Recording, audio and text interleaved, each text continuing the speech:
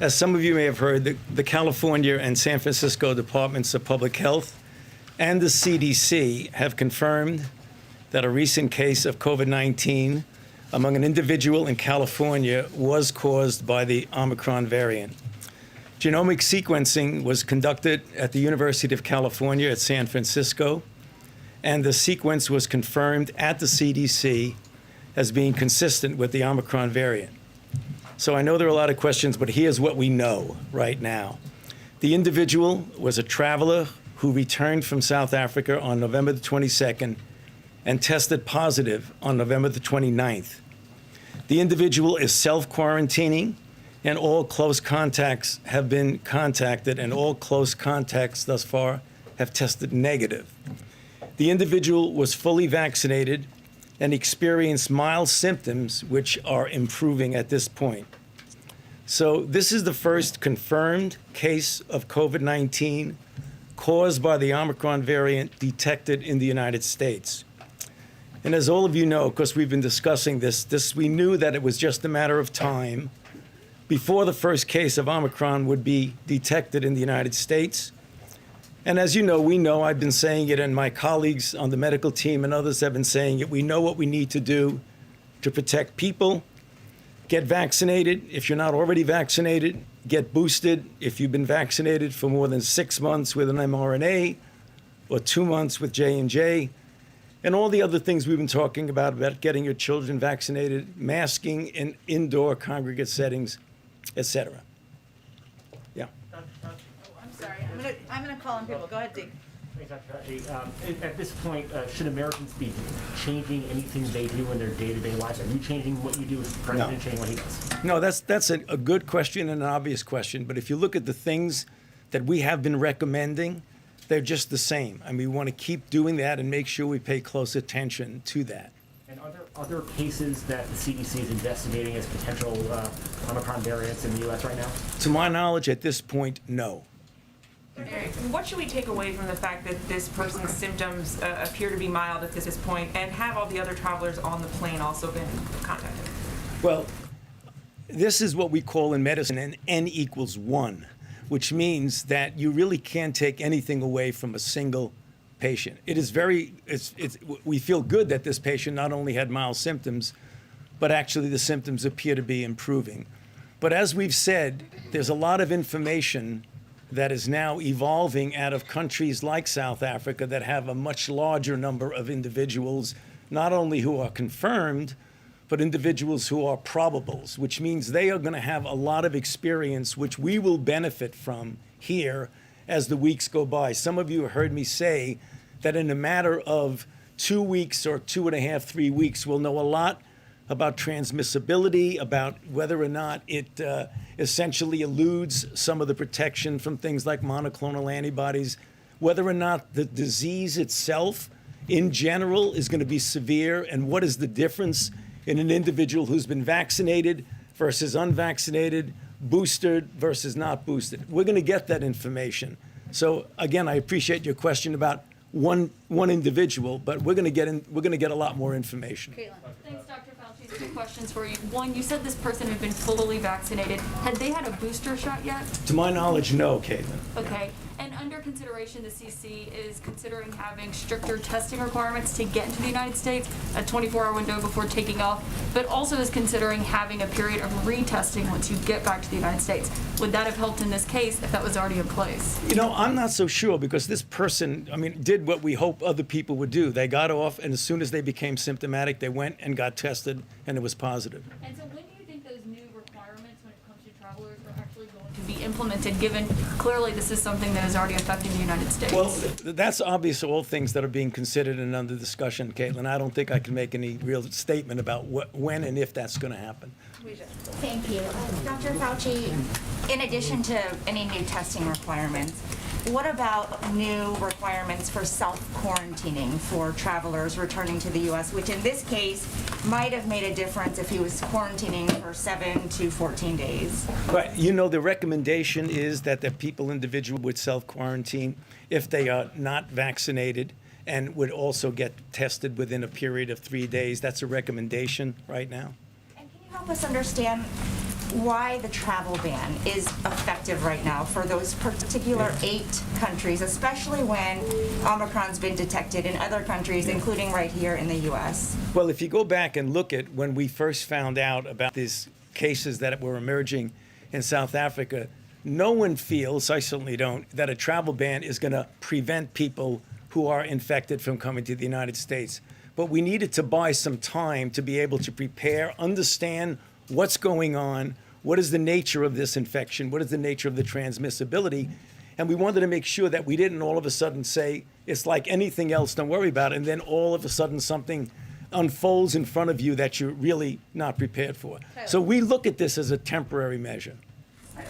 Thank you. Dr. Fauci, do you support a vaccine requirement for domestic flights? The president was asked about this earlier this week and said that that had not yet been recommended to him. You're his chief medical advisor. Do you think that's something the country should adopt? You know, I'm not so sure we should say that that would be a requirement. I would say what I've been saying all along, that we have 60 million people in this country who are not vaccinated, who are eligible to be vaccinated. Let's get them vaccinated. Let's get the people who are vaccinated boosted. Let's get the children vaccinated. That's where we want to go, as opposed to a requirement. Wouldn't some people say that, you have extinguished many of your options to, get those people vaccinated, and this is one of the ways, as the OSHA mandate is held up in court, this would maybe be a way to push more people to get vaccinated? That's a possibility, but I think for the people who are listening to this, we again talk about why it's important to get vaccinated. I think what's happening now is another example of why it's important for people to get vaccinated who've not been vaccinated, but also boosting. Boosting is really very important because the data that we get on boosting, if you look at the level, for example, of an antibody, a neutralizing antibody, peak following the second dose of a 2-dose mRNA, it's like at this level. If you look at the peak following the 3rd shot boost, it goes way up here. And people ask, why is that important?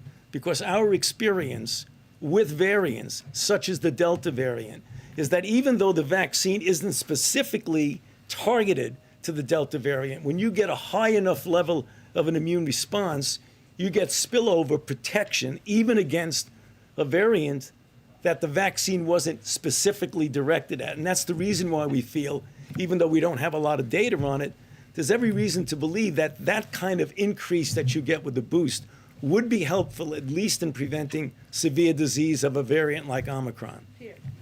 Dr. Fauci, as you know, a lot of Americans right now are shopping for the best sort of booster or whatever they can get. And given the fact that manufacturers and scientists are racing to learn more about this variant and then to modify a vaccine that will more directly combat it right now, first, for those who already received their boost, how long would it be for them before conceivably they could have a new modified booster that would more directly target this? And is there any reason those individuals should wait, given the White House has said it'll be a couple of months perhaps before we have a more modified vaccine that more directly targets it?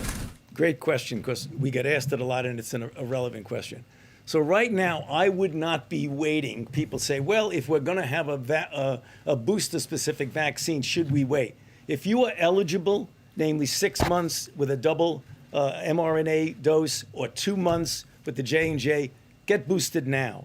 We may not need a variant-specific boost. We're preparing for the possibility that we need a variant-specific boost. And that's what the companies are doing. The administration has been in contact with the pharmaceutical companies to go ahead and take the steps in case we need it.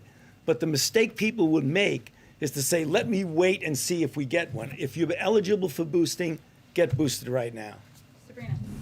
Thank you, Dr. Fauci. Follow up to Tyler's question, because there is screening in place for international travel, but we've seen how quickly variants can spread once they reach our shores.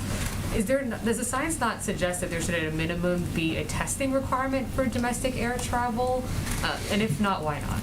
Well, again, these kinds of things we always talk about and consider, but right now, I'm not so sure we need a testing for an air travel in this country. I always get back to the fact is that people should wind up getting vaccinated and boosted if they're eligible for a boost. I keep coming back to that because that's really the solution to this problem.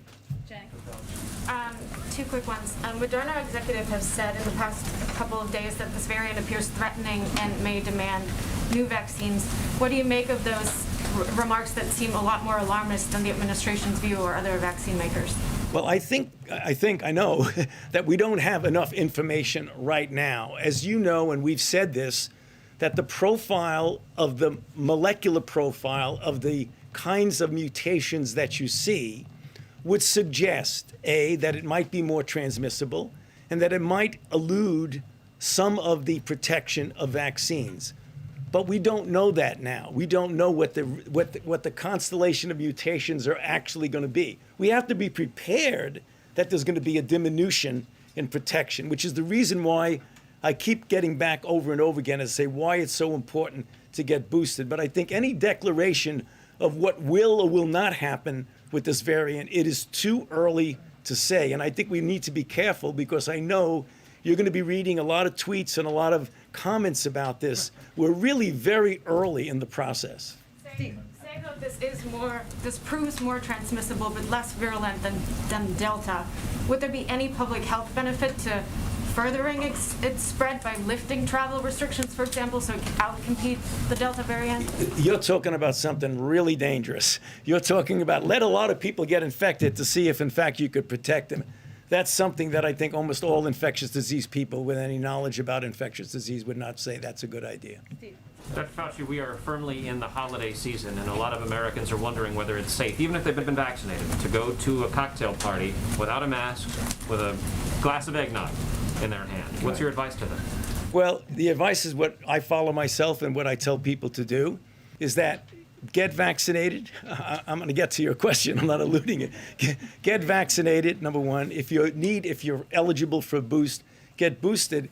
And in a situation with the holiday season, indoor type settings with family that you know is vaccinated, people that you know, you could feel safe with not wearing a mask and having a dinner, having a reception.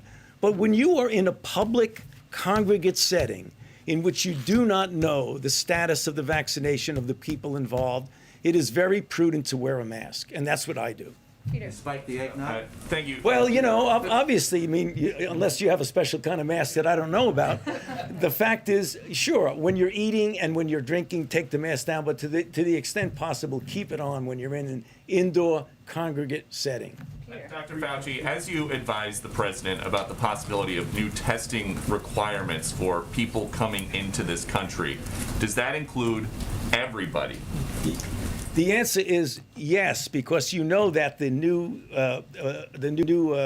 regulation, if you want to call it that, is that anybody and everybody who's coming into the country needs to get a test within 24 hours of getting on the plane to come here. Well, what about people who don't take a plane and just these border crossers coming in huge numbers? You know, that's a different issue. For example, when you talk, we still have Title 42 with regard to protection at the border. So there are protections at the border that you don't have the capability, as you know, of somebody getting on a plane, getting checked, looking at a passport. We don't have that there. But we can get some degree of mitigation. Is there something to do to test these people somewhere else? There is testing at the border under certain circumstances, as you know. Michael.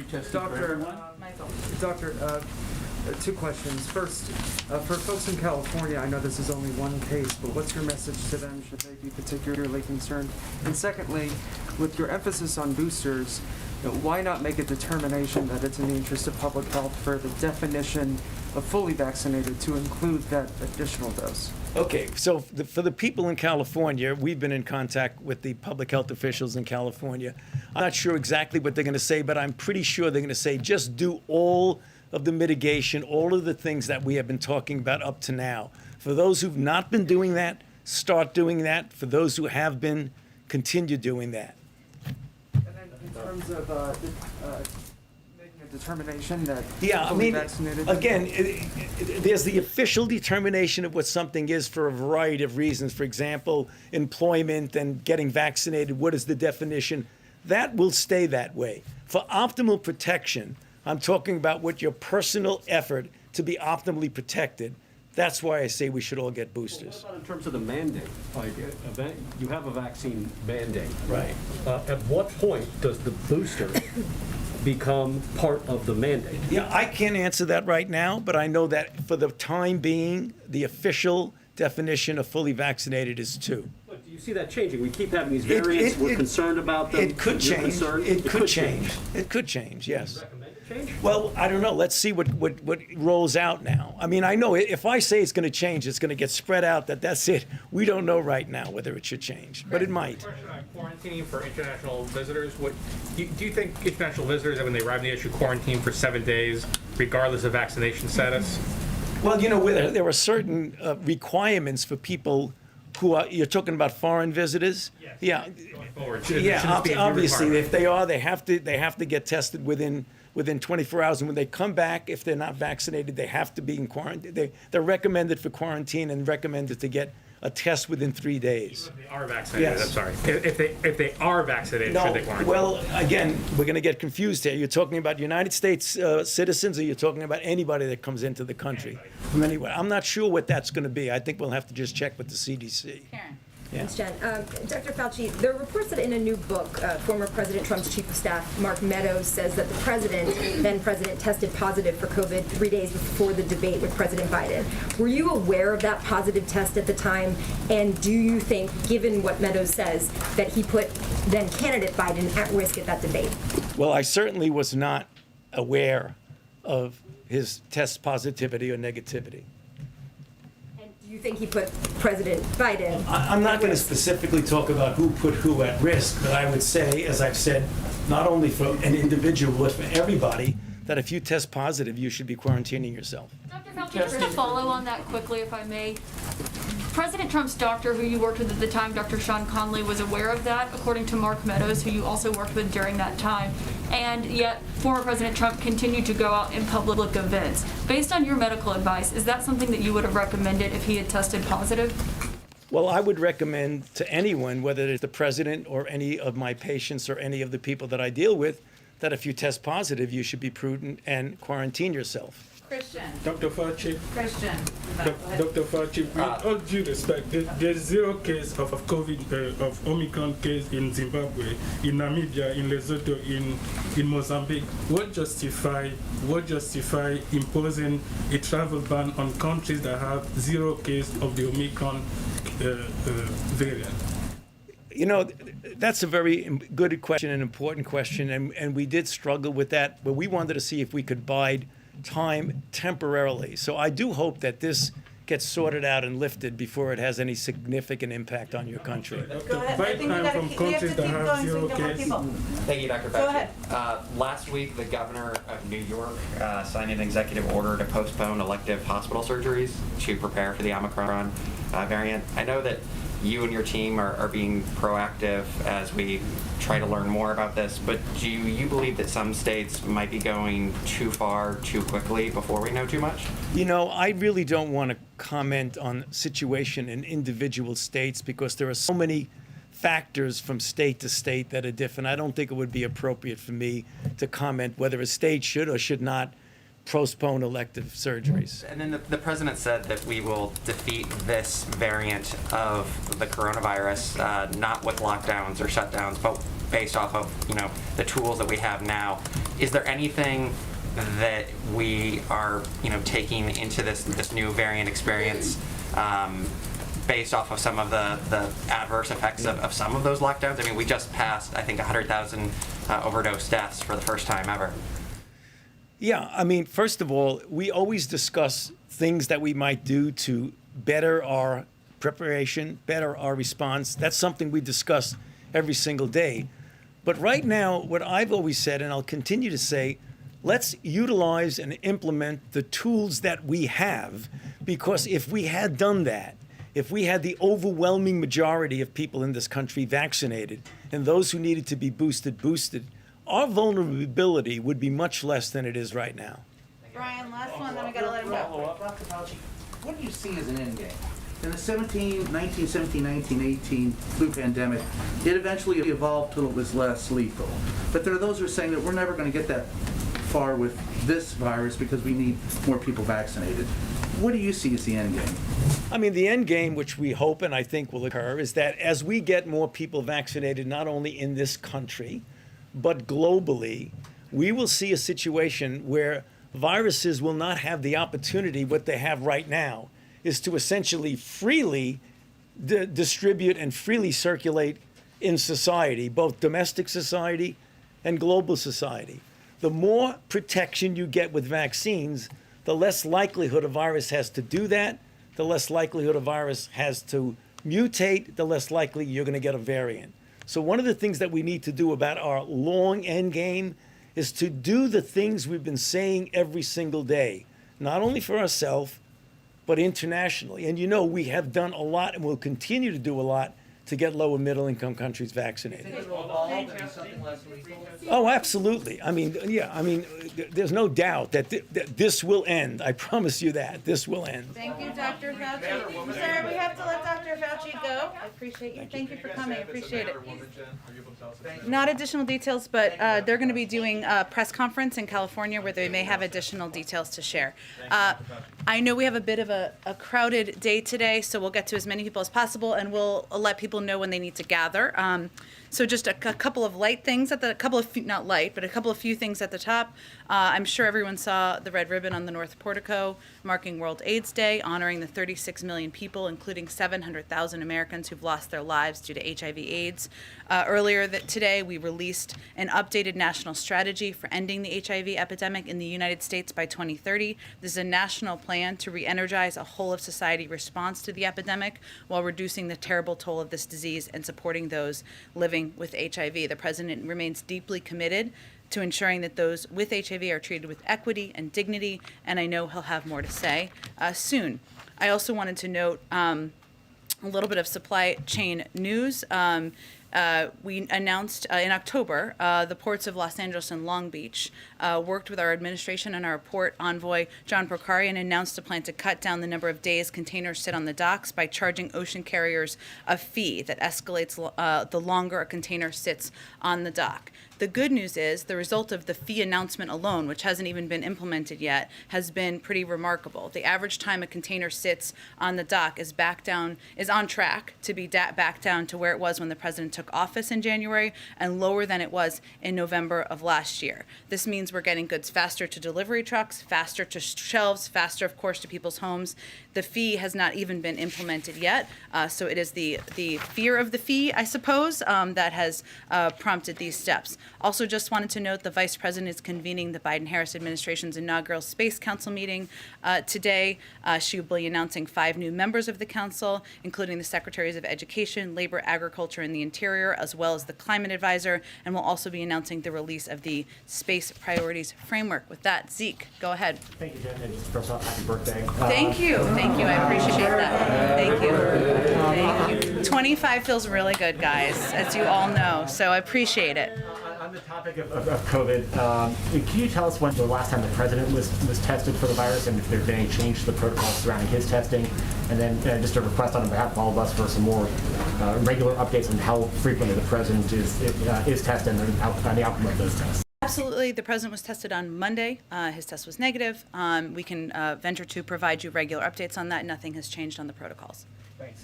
Secretary of State Blinken earlier today said that the U.S. was willing to impose new sanctions on Russia that it hasn't been willing to impose before if it were to invade more of Ukraine. What are those additional sanctions that the U.S. is considering, and sort of have there been other messages that you've been communicating to Moscow to prevent that action from happening? Well, Secretary Blinken made those comments. He's in Europe now, meeting with European counterparts and our NATO partners and allies. He noted in his remarks, he detailed his concerns and conveyed that the United States, as you noted, Zeke, has been engaging intensely on this issue with our allies and partners, including, of course, on this trip. We've also been in touch directly with the Ukrainians as well as the Russians. In terms of what the tools would be, we have demonstrated from the beginning of this administration that we are willing to use a number of tools, economic tools, and other tools to address harmful Russian actions. The Secretary made clear today that we would not hesitate for making use of those tools, but we're going to do that in close coordination with our partners and allies. So I don't have anything else to preview for you today. Finally, the president said he hadn't seen the Supreme Court arguments today in the abortion case. Is he going to get a briefing from somebody on how arguments went? And given that a majority of justices seem inclined to let that Mississippi law stay in place, what steps is the White House taking to act in case that law stays in place and if Roe itself is overturned?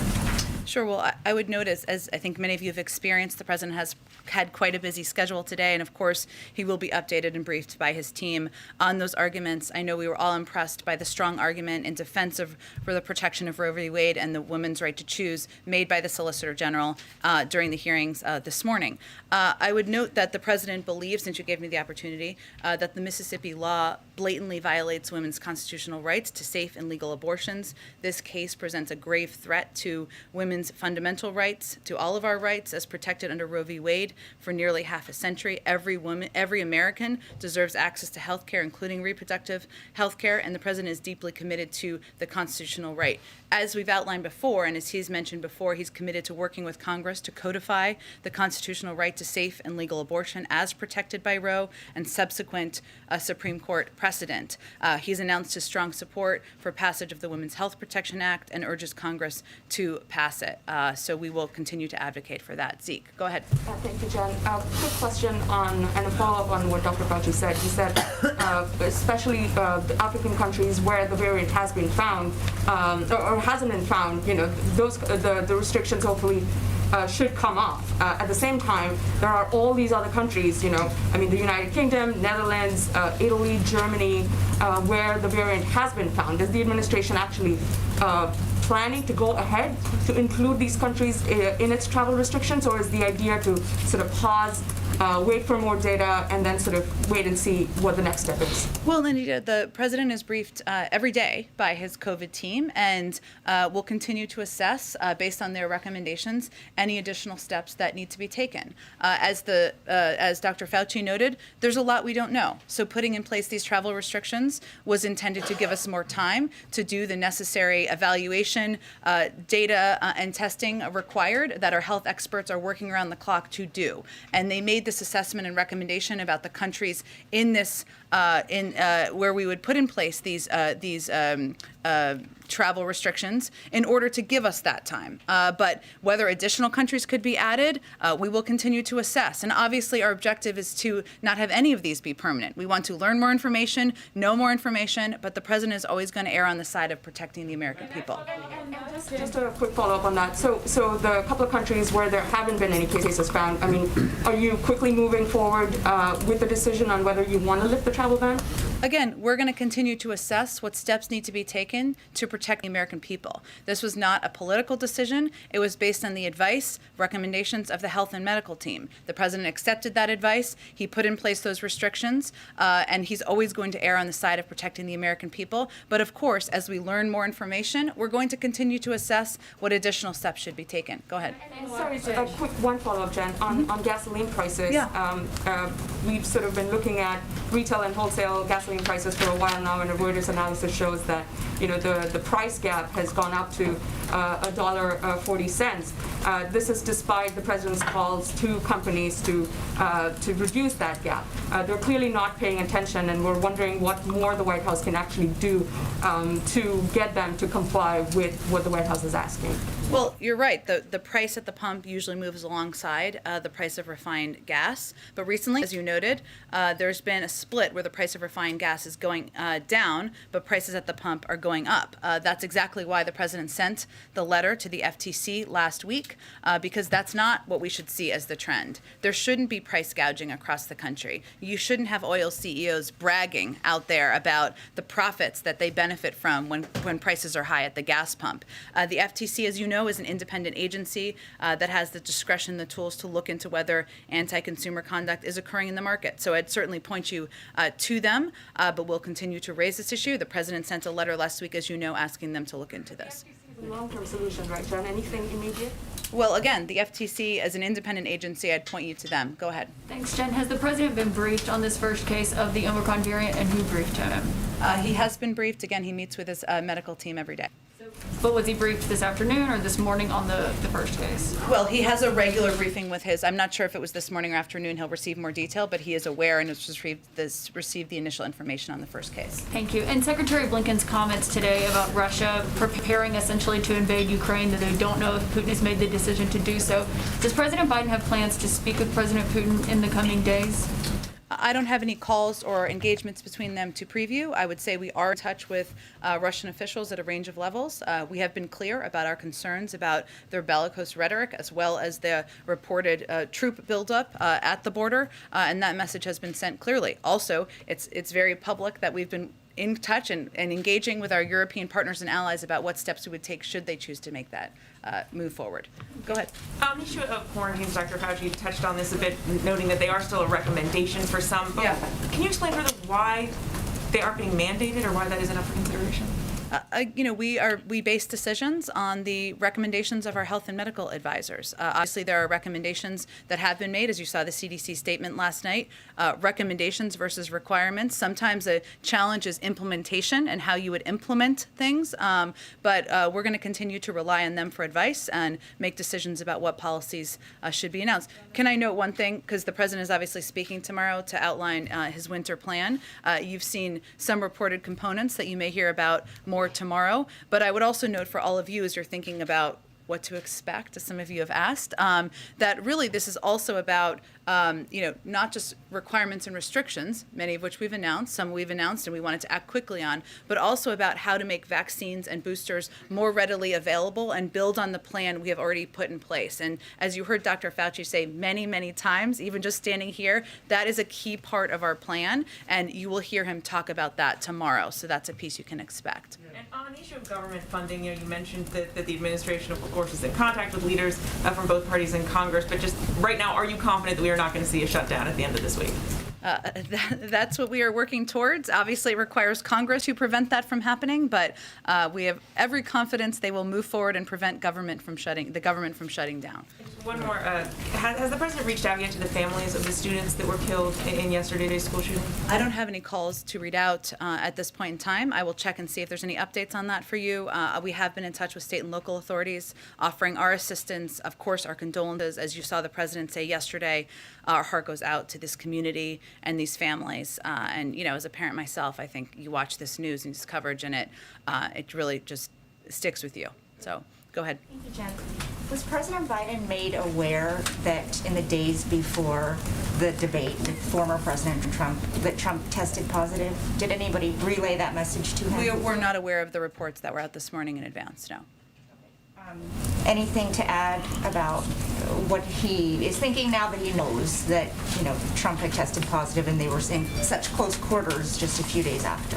Well, I think for people who are watching at home, obviously this debate occurred more than a year ago, and as you know, the president is very healthy, as you saw our release of his medical report from last week, and he has tested regularly, as Zeke asked about.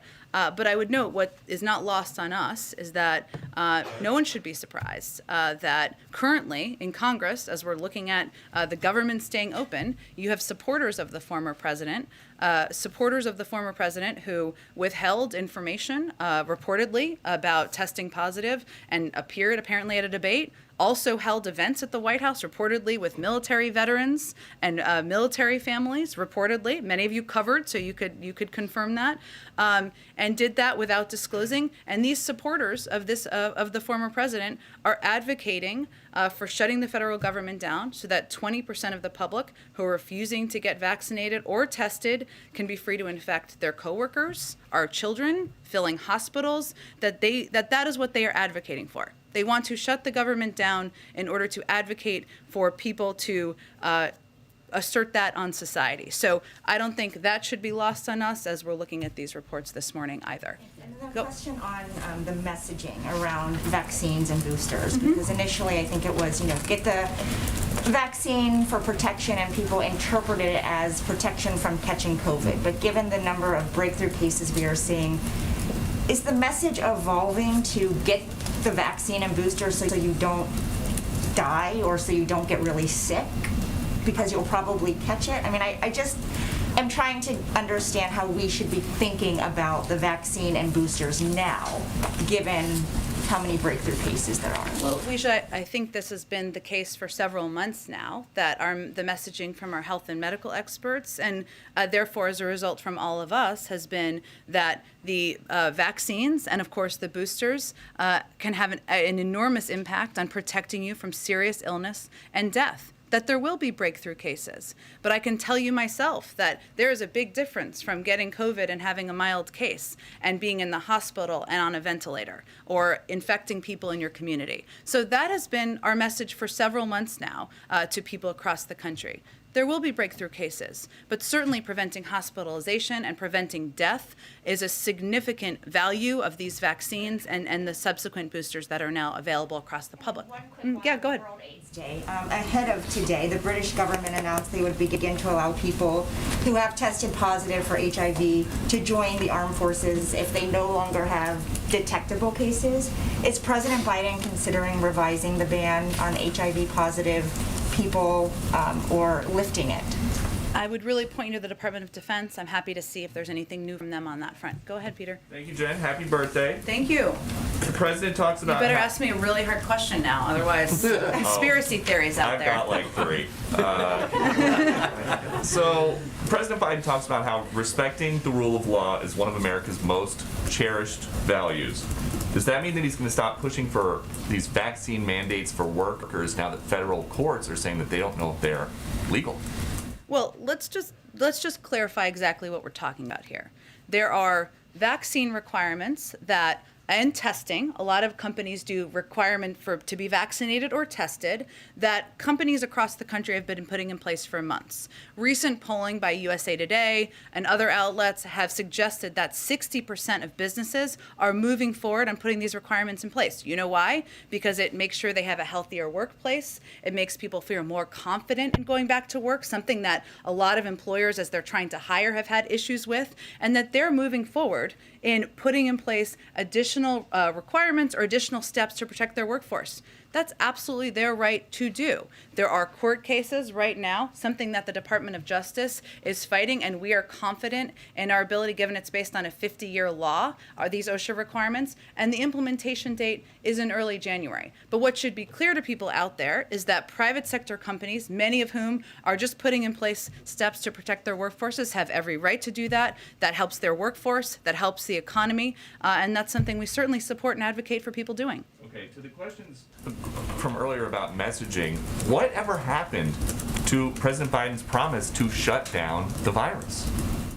We're working on it, Peter. There's another variant here. Is the idea that you want people now to kind of wrap their heads around that the president, instead of shutting down the virus, is going to try to help people live amidst the virus and go about their lives, but COVID is going to be here?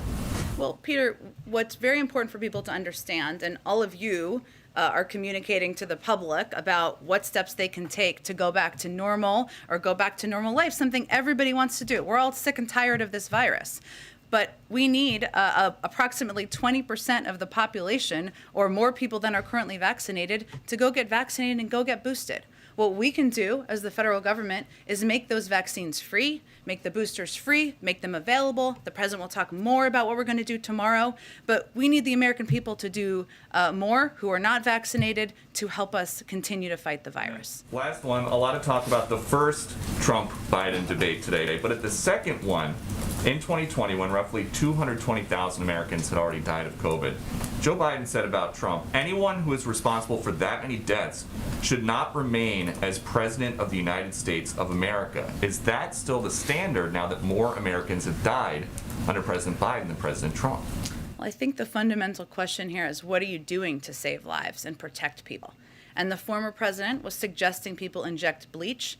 He apparently, reportedly, didn't even share with people he was going to interact with that he had tested positive for COVID himself.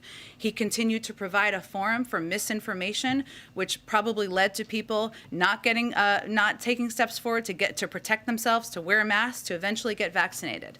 This president has made the vaccine widely available. He's relied on the advice of his health and medical experts, and he is trying to be a part of solving this crisis, getting the pandemic under control. And I think there's a pretty stark difference between their approaches. Go ahead. Jen, some Democrats have been pushing the president to suspend the federal gas tax as a way to show concern about inflation right now. Would President Biden support or consider a suspension of the federal gas tax? I'm not aware of that being under consideration.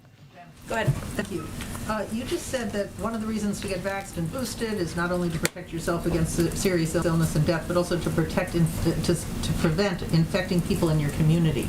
Are you saying that people who are vaccinated cannot pass the virus on to people in their community? I wasn't suggesting that, but I think there's no question that people who are unvaccinated will more easily get the virus than people who are vaccinated. We know that from data. About passing it on, not getting it. I understand, but again, people who are unvaccinated, who have not received a vaccination in communities, of course they are going to be transmissible out there in communities. They can get the virus and pass it along. That was the point I was making. Okay. And one question about Build Back Better, which is being negotiated in the Senate still, including the SALT deduction. Yeah. The president has said he wouldn't sign any tax hikes on people making less than $400,000 a year. Is he also committed to ruling out any tax cuts for people making more than $400,000 a year? His bar continues to be he's not raising taxes on anyone making less than $400,000 a year. There are ongoing negotiations, as you know, about the SALT deduction, not something the president proposed, but something leaders have conveyed at different times. There's obviously support for, and we obviously want to get this legislation moving forward. We expect the final legislation will address some of the most unfair results of the 2017 tax law SALT provision, particularly its impact on middle-class taxpayers and the uncertainty it caused. And the president expects it to be fully paid for. But again, his bar has not changed. We, of course, want to cut taxes for people, middle-class families across the... $400,000? Again, this is not a proposal that the president proposed himself, but it is something, as you know, that there is support for, different versions of it in Congress. It's currently being negotiated. Our objective is not raising taxes on anyone making less than $400,000 a year and cutting costs. But can you explain why a tax cut for someone making more than $400,000 is still somehow commensurate with his values of protecting middle-class people? It just doesn't make any sense. Why would he? How does it not make sense? A tax cut for someone making more than $400,000. Is that raising taxes on somebody making less than $400,000? No, so that's all you're promised. Just no tax hikes for somebody under $400,000. Tax cuts for people over that. That's possible. I think the totality of the bill, which is the most important piece here, is cutting costs for the American people. For child care, for elder care, for health care, putting in place a historic universal pre-K program. That's exactly why the president proposed and is supporting this bill. He also knows we have small margins in Congress, so there are some components. He didn't propose the SALT deduction. It's being discussed right now and negotiated. We'll see what the final outcome and package looks like. Jen, she's being asked to gather for the president. So Okay. I don't know if you can stick around for a little longer. Sure, I can, and the pool will just depart. Nothing's wrong, everything's good. Okay, Michael, go ahead. In terms of, on Monday you gave an update in terms of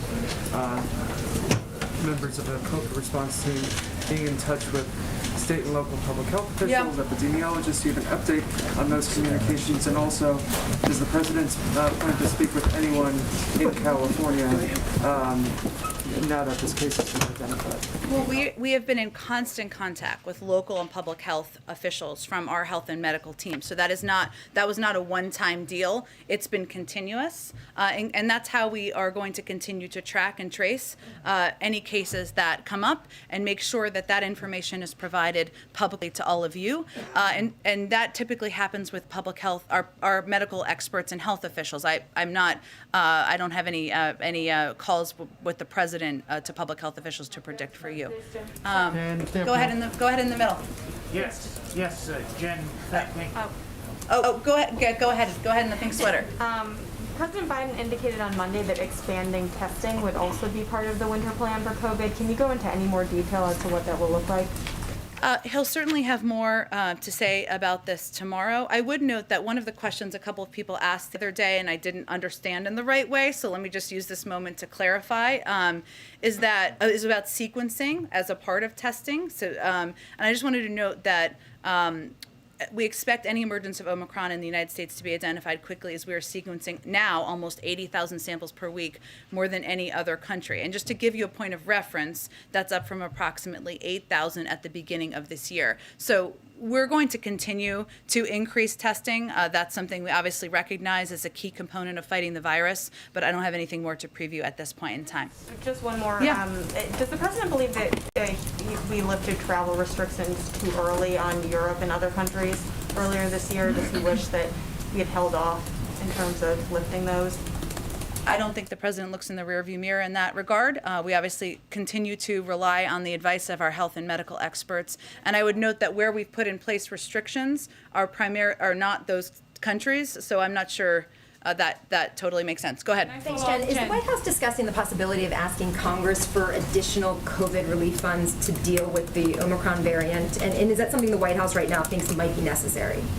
Not at this moment do we think so, but we have ongoing conversations with Congress just to make sure we keep the door open to whatever may be needed. And I would just say, Karen, as you know, that as we look and we're trying to we're seeking more information from our health and medical experts as they're doing this testing, and we're assessing what options may be needed. Do we need a tweak to the vaccines or to the boosters? We don't know we need that now, but we are preparing for a range of options, and that includes conversations about Congress. Should we keep the door open? And we are as prepared as possible to respond. So there's no dollar amounts now that you're even tossing out there until you get more information? Not at this point that I'm aware of, exactly. Okay, we got to wrap up. Go ahead, one more. Thank you, Jen. Happy birthday to you. Thank you very much. I want to ask about Bangladesh. Okay. As the country is running by authoritarian regime more than a decade, and main opposition and first woman prime minister of Bangladesh now is in a life and death situation. She was in jail, according to State Department report. It's a political ploy to remove her from the political process. So what is your comment to the Bangladesh authority, or what is your observation on this situation that as the former prime minister and main opposition leader is in life and death situation, she's not getting proper treatment and government is not allowing her to go abroad as the civil society group, political party and her family urge for to go back to shift her abroad for the better treatment. So may I ask a comment on that? Absolutely. I appreciate your question. I haven't had a chance to talk to our national security team about this issue, so let me do that. And I'd also point you to the State Department, who would be in close touch with authorities there and may have a more detailed comment. Thank you, everyone. I'm going to leave for World AIDS Day events. One member of Congress says another one is